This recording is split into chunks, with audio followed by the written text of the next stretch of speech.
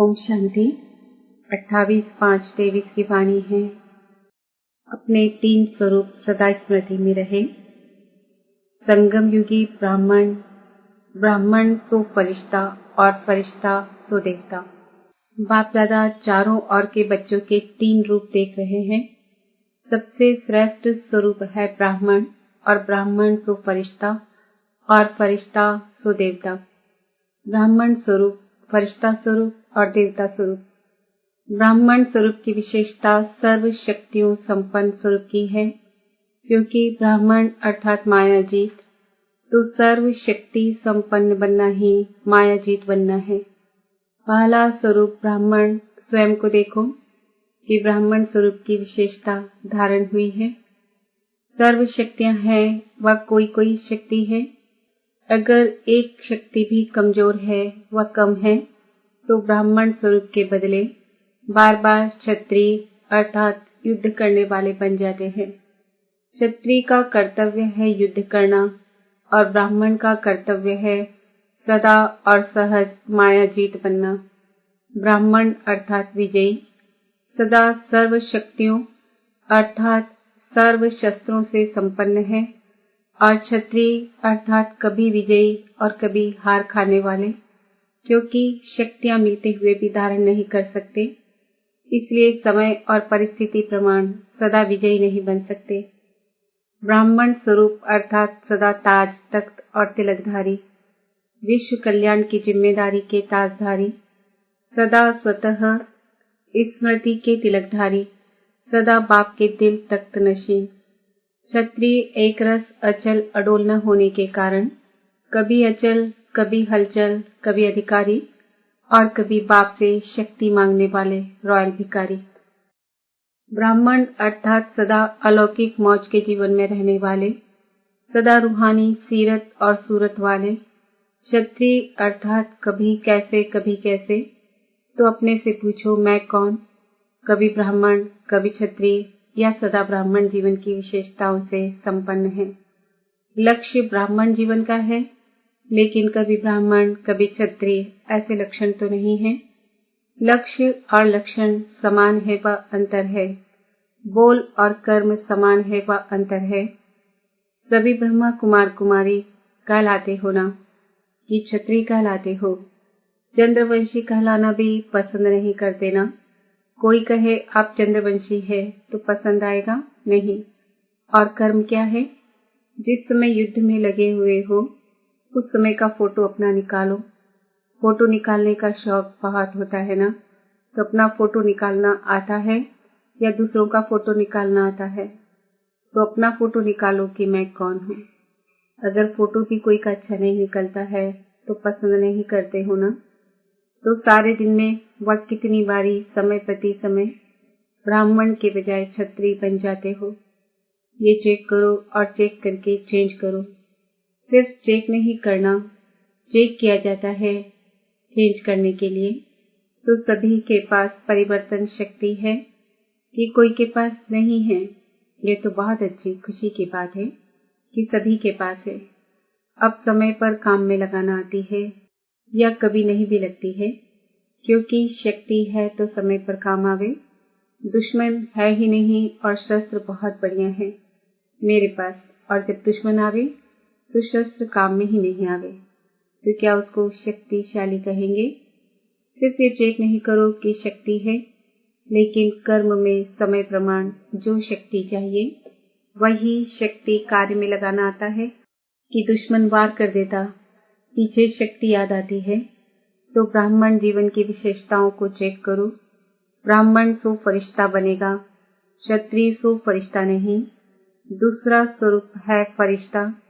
सभी को फरिश्ता बनना ही है ना, कि फरिश्ता बनना मुश्किल है, सहज है या मुश्किल, या कभी मुश्किल कभी सहज।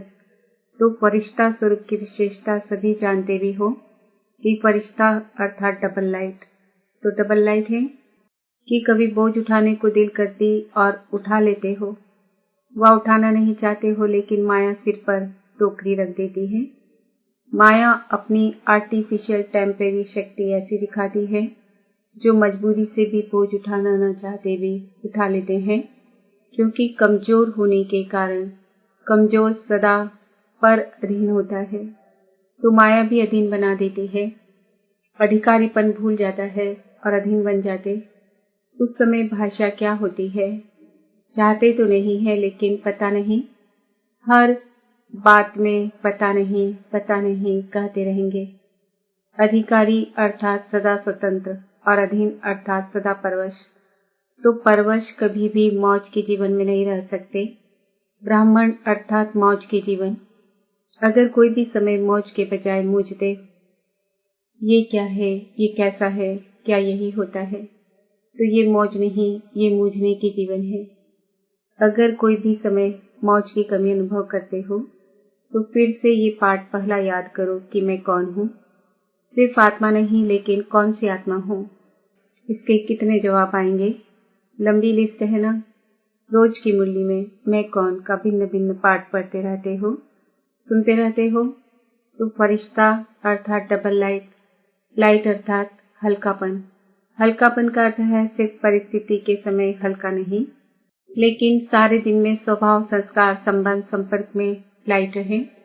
वैसे ठीक है, लेकिन स्वभाव संस्कार में भी अगर हल्कापन नहीं है तो फरिश्ता कहेंगे।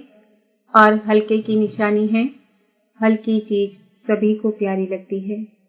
कोई बोझ वाली चीज आपको देवे तो पसंद करेंगे, और हल्की बढ़िया चीज हो तो पसंद करेंगे ना। तो जो स्वभाव, संस्कार, संबंध, संपर्क में हल्का होगा, उसकी निशानी वो सर्व के प्यारे और न्यारे होंगे, क्योंकि ब्राह्मण स्वभाव है, अलग स्वभाव नहीं। ब्राह्मण अर्थात सबके दिल पसंद स्वभाव, संस्कार व संबंध संपर्क वाले हो। मेजॉरिटी 95% के दिल पसंद जरूर हो, इतनी रिजल्ट जरूर होनी चाहिए। 5% अभी भी मार्जिन दे रहे हैं, अंत तक नहीं है, लेकिन अभी दे रहे हैं। 95% सर्व के दिल पसंद अर्थात सर्व से लाइट, और वो हल्कापन बोल, कर्म और वृत्ति से अनुभव हो। ऐसे नहीं मैं तो हल्का हूँ, लेकिन दूसरे मेरे को नहीं समझते, पहचानते नहीं।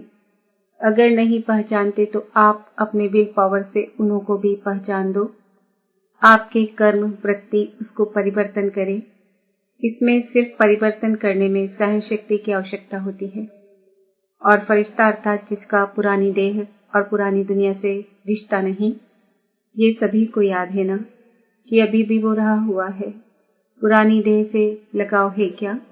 देह के संबंध से हल्के हो गए हो कि नहीं?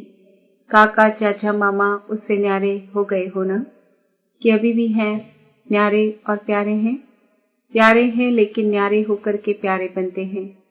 ये गलती हो जाती है, ये मिस हो जाता है। या तो न्यारे हो जाना सहज लगता है, या तो प्यारा होना सहज लगता है, लेकिन ये देह के संबंध काका, चाचा, मामा ये फिर भी सहज है। सहज है या थोड़ा थोड़ा स्वप्न में, संकल्प में आ जाता है। जब ब्राह्मण परिवार में कोई परिस्थिति आती है तो चाचा, काका, मामा याद आते हैं। बाप दादा देखते हैं कि परिस्थिति के समय कई आत्माओं को ब्राह्मण परिवार के बजाय लौकिक संबंध जल्दी स्मृति में आता है। परिस्थिति किनारे के बजाय सहारा अनुभव कराती है। जब मरजीवा बन गए तो अगले जन्म के संबंधी काका, चाचा, माँ बाप याद है क्या? स्वप्न में भी आते हैं क्या? तो संबंध जन्म बदल गया ना। तो फरिश्ता अर्थात पुराने से रिश्ता नहीं, यही परिभाषा बोलते हो ना। फिर समय पर कहाँ से निकल आते हैं, टूटा हुआ रिश्ता जुड़ जाता है, मरे हुए से जिंदा हो जाते हो। फरिश्ता अर्थात पुराने से रिश्ता नहीं, सब नया।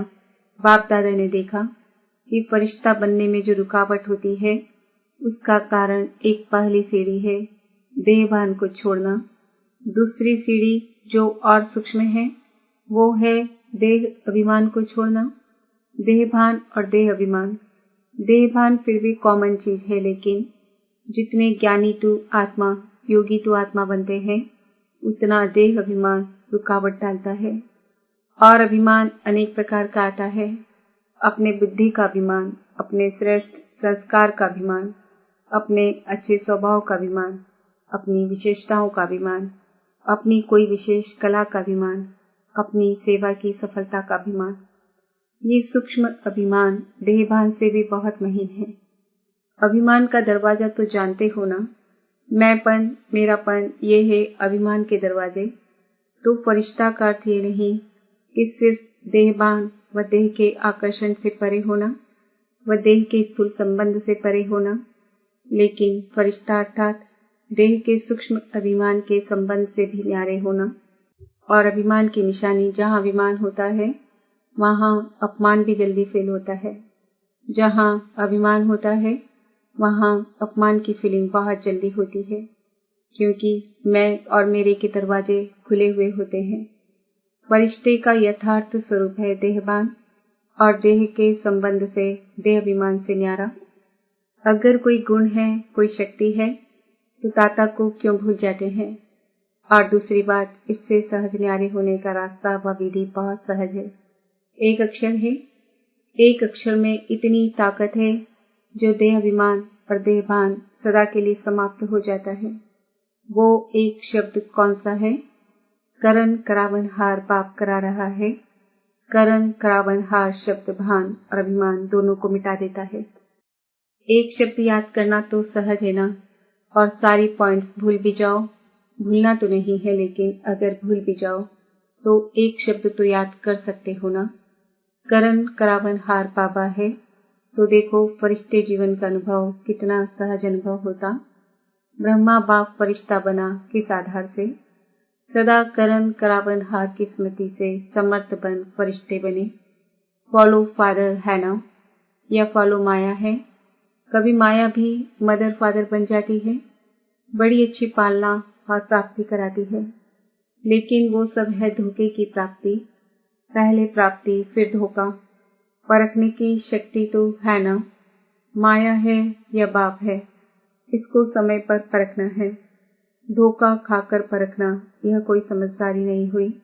धोखा खाकर तो सब समझ जाते हैं, लेकिन ज्ञानी तो आत्मा पहले यह परख कर स्वयं को बचा लेता है। तो समझा फरिश्ता किसको कहते हैं। तीसरा है फरिश्ता सो देवता। अभी देवता बनना है या भविष्य में बनेंगे। देवता अर्थात सर्व गुणों से सजे सजाए। ये दिव्य गुण संगम के देवता जीवन के श्रृंगार हैं। इस समय दिव्य गुणों से सजे सजाए होते हो, तब ही भविष्य में स्थूल श्रृंगार से सजे सजाए रहते हो।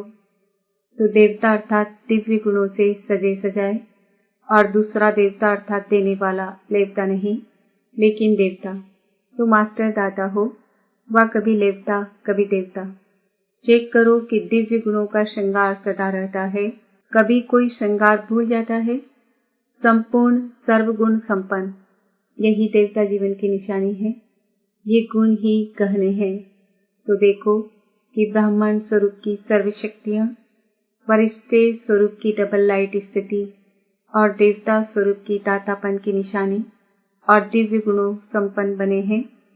तीनों स्वरूप अनुभव करते हो। जैसे बाप के तीन संबंध, बाप, शिक्षक, सदगुरु, सदा याद रहते, ऐसे ये तीन स्वरूप सदा याद रखो। समझा? बनना तो आपको ही है या और कोई आने वाले हैं? आपको ही बनना है ना। आज ब्राह्मण, कल फरिश्ता और कल देवता। अपने फरिश्ते स्वरूप को ज्ञान के दर्पण में देखो। फरिश्ते सदा उड़ते रहते हैं और मैसेज देते रहते हैं। फरिश्ता आया, संदेश दिया और उड़ा। तो वो फरिश्ते कौन हैं? आप ही हो ना। पलक से कहो हम ही थे, हम ही हैं और हम ही रहेंगे। पक्का है ना। इसको कहा जाता है निश्चय बुद्धि विजयी। क्षत्रिय हो व विजयी हो। क्षत्रिय कोई तो बनेगा, वो दूसरे बनेंगे। तो आप ब्राह्मण हो, चलते चलते कभी क्षत्रिय नहीं बनना। अगर बार बार क्षत्रिय बनते रहेंगे, युद्ध करते रहेंगे, तो युद्ध के संस्कार ले जाने वाले कहाँ पहुंचेंगे? चंद्रवंशी में या सूर्यवंशी में? तो चंद्रवंशी तो पसंद नहीं है ना, कि कभी कभी हो गए तो भी हर्जा नहीं। तो सब कौन हो? ब्राह्मण। पक्के ब्राह्मण हो या थोड़े थोड़े कच्चे? शक्तियां पक्की है, पांडव पक्के हैं। अगर पक्के हैं तो सदा खुशखबरी के पत्र आवे। माया आ गई, ये हो गया, पता नहीं क्या हो गया, कैसे हो गया, ये संकल्प में भी नहीं हो। बाप तो कहते हैं स्वप्न मात्र भी नहीं, स्वप्न में भी क्यों क्या नहीं ऐसे पक्के हो। शक्तियां महा पक्की हो, कहो पांडव पक्के तो हम महा पक्के, क्योंकि शक्तियों को ही निमित्त बनाया है, तो निमित्त वाले ही कच्चे पक्के होंगे तो औरों का क्या हाल होगा। पांडव बैकबोन है। बैकबोन बनना अच्छा लगता है ना, या सामना करना अच्छा लगता है। बैकबोन बनना अच्छा है, सेफ हो बहुत, नहीं तो मार खाते। अच्छा, सभी अपने स्वीट होम में पहुंच गए। संकल्प था जाना है, और अभी फिर क्या संकल्प है, अभी भी जाना है ना। सेवार्थ जा रहे हैं, इसलिए खुशी खुशी से जाते हैं। सेवा पर जाएंगे या दुकान पर जाएंगे, घर में जाएंगे, दफ्तर में जाएंगे, चाहे दफ्तर हो चाहे घर हो, लेकिन सभी सेवा के स्थान हैं। सेवाधारियों की हर जगह सेवा है। तो मधुबन में आना और उमंग उत्साह का खजाना भरना और फिर सेवा पर जाना। खुशी खुशी से जाते हो ना, कि मजबूरी से जाते हो। सेवा माना खुशी। हिसाब किताब है, कर्ज चुकाने जा रहे हैं ऐसे नहीं, फर्ज चुकाने जा रहे हैं। घर में बगुले बहुत है, अगर बगुले नहीं होंगे तो ज्ञान किसको देंगे। हंस को हंस बनाएंगे क्या, बगुलों को ही तो हंस बनाएंगे ना, तो क्या याद रखेंगे। ब्राह्मण सो फरिश्ता, फरिश्ता सो देवता। पक्का रहेगा ना कि ट्रेन में जाते जाते एक भूल जाएगा, अपने स्थान पर जाते जाते बाकी एक रह जाए, ऐसे तो नहीं होगा ना। अच्छा, चारों ओर के सर्व ब्राह्मण सो फरिश्ता, फरिश्ता सो देवता, तीनों स्वरूप की स्मृति स्वरूप आत्माओं को सदा एक शब्द करण करावन हार की स्मृति से स्वयं को डबल लाइट बनाने वाले श्रेष्ठ आत्माओं को, सदा देवता अर्थात दाता बन देने वाले सर्व खजानों से संपन्न आत्माओं को, सदा वरदानों को कर्म में लाने वाले कर्मयोगी आत्माओं को बाप दादा का याद प्यार और नमस्ते। हम बच्चों का भी बाप दादा को याद प्यार, गुड मॉर्निंग, नमस्ते, ओम शांति। वरदान, दिव्य बुद्धि द्वारा दिव्य सिद्धियों को प्राप्त करने वाले सिद्धि स्वरूप भव। जैसा समय उस विधि से दिव्य बुद्धि को यूज करो तो सर्व सिद्धियां आपकी हथेली पर हैं। सिद्धि कोई बड़ी चीज नहीं है, सिर्फ दिव्य बुद्धि की सफाई है। जैसे आजकल के जादूगर हाथ की सफाई दिखाते हैं, यह दिव्य बुद्धि की सफाई सर्व सिद्धियों को हथेली में कर देती है। आप ब्राह्मण आत्माओं ने सब दिव्य सिद्धियां प्राप्त की हैं, इसलिए आपकी मूर्तियों द्वारा आज तक भी भक्त सिद्धि प्राप्त करने के लिए जाते हैं। स्लोगन, जिनके पास सर्वशक्तिमान बाप की सर्व शक्तियां हैं, उनकी हार कभी हो नहीं सकती। आज का समान है, मैं आत्मा